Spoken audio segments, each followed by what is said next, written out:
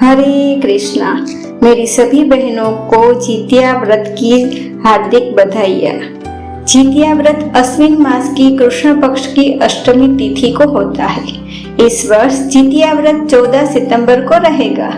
व्रत की प्रारंभ तिथि रहेगी, अष्टमी की तिथि का प्रारंभ रहेगा 14 सितंबर 2025 को सुबह 5:04 और अष्टमी तिथि का रहेगा 15 सितंबर प्रातः 3:06 तक।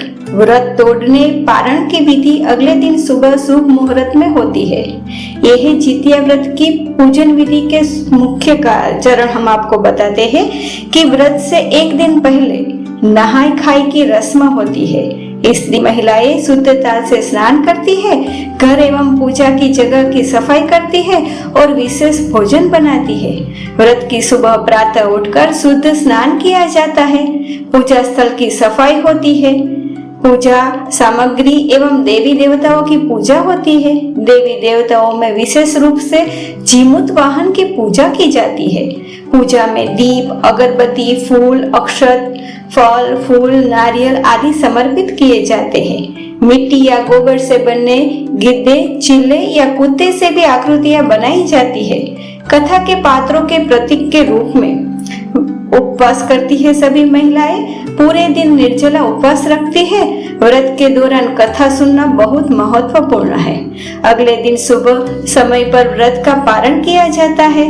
पारण के बाद बच्चों के सिर पर तेल लगाया जाता है और उनसे आशीर्वाद लिया जाता है। जितिया व्रत की पौराणिक कथा कुछ इस प्रकार है। तो प्राचीन काल में जीमूतवाहन नाम का एक राजा था जो गंधर्वों का पुत्र था। एक नागिन की माँ थी जिसकी संतान को हर दिन गरुड़ को भेंट दिया जाता था, क्योंकि नागों ने ऐसा वचन लिया था। एक दिन जीमूतवाहन ने यह सुना कि नागवंशी की वह संतान अगले दिन गरुड़ को दिया जाएगा। माँ बहुत दुखी थी। जीमूतवाहन ने निश्चय किया कि वह उस नाग के पुत्र की रक्षा करेगा। उसने एक लाल वस्त्र लिया। उस नाग के पुत्र की वजह अपने आप को बलिदान स्वरूप प्रस्तुत कर दिया। जैसे ही गरुड़ ने आक्रमण किया, जीमूतवाहन ने वीरता और त्याग का परिचय दिया।